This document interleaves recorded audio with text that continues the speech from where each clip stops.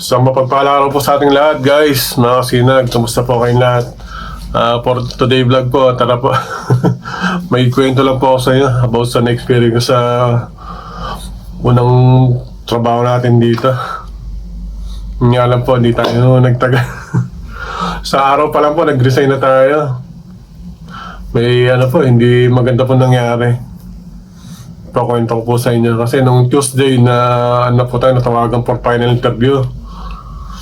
Tapos yan, na-hire tayo ng HR manager, ilalagay na po tayo sa office bilang encoder tsaka scan ng barcode ng mga item nila. Yun po, for 2 days trial daw pag nakapasa ako doon sa 2 days. Bigyan daw po nila ako ng job offer. Tapos 7 to 4 po yung schedule ko. Yun po, bali yung area medyo malayo po sa amin, 30 minutes yung biyahe. Yun po, 6:30 nandun na po tayo sa area nung binigay nila na Google location. Yun po, dun pala nagka-problema na po Gawa yung location na binigay nila, mali po. Hindi namin makita yung warehouse nila. Wala po dun sa Google location na sinend nila. Yun po, bali tinatawagan ko yung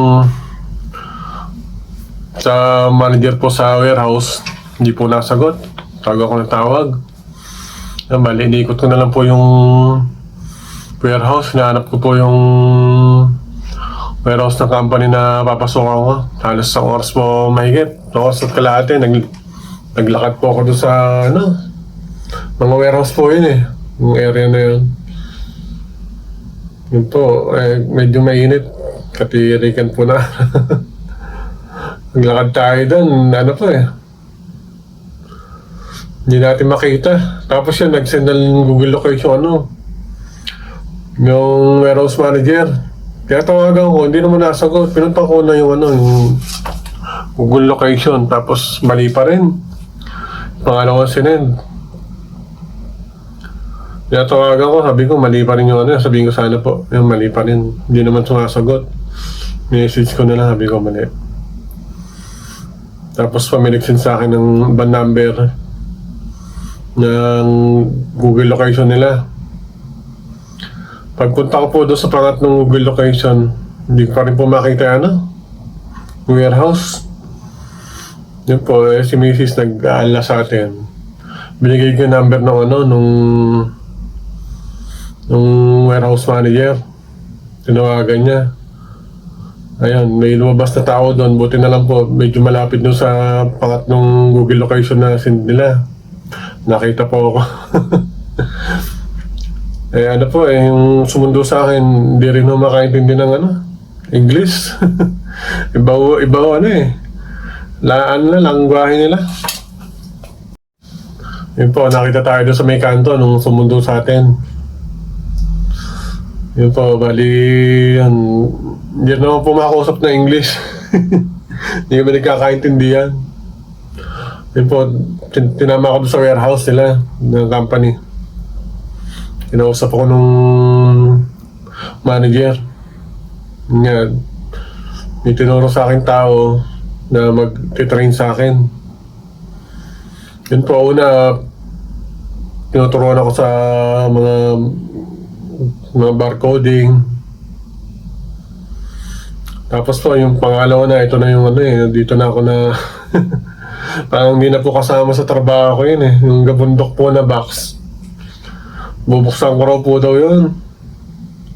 Tapos, bilangin ko lahat yung item doon isa-isa. Napakataas po. Mga return boxes. Yung init po doon sa warehouse. Hindi na po tayo tumanggi. Siyempre, yan po, kakasimula lang natin. Baka sabihin, mareklamo po tayo. Ayun po, binuksan natin yung mga boxes. Nakakadalawang box pa lang ako.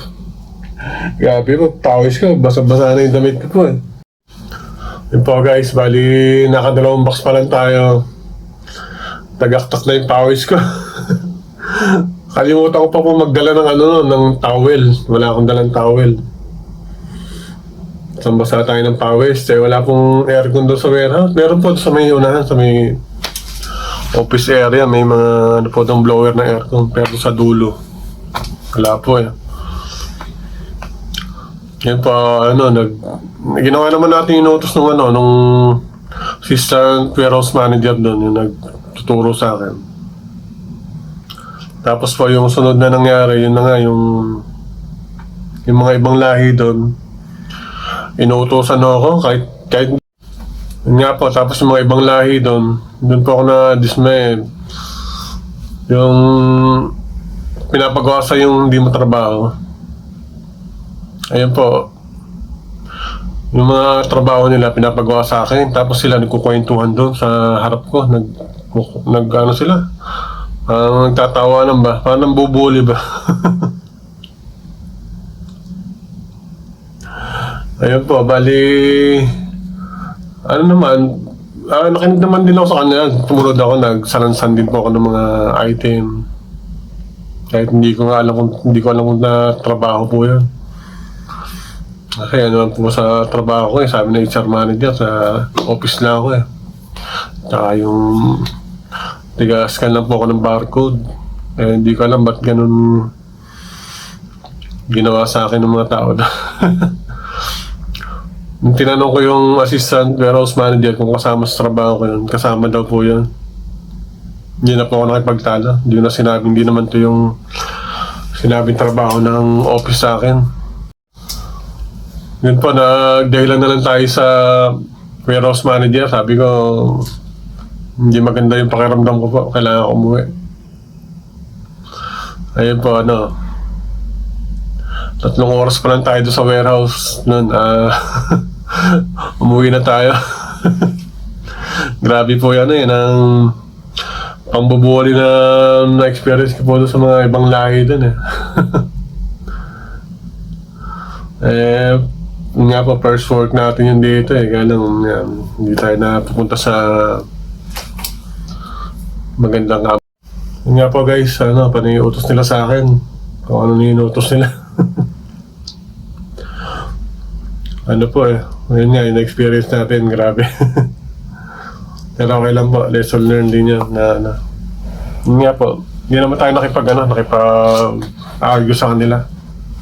Nagpaalam naman tayo na maayos. Yun nga po, may iwasan natin yung gulo. Ito, iwasan na lang natin kaysa magka-problema po tayo dito sa bansang ito.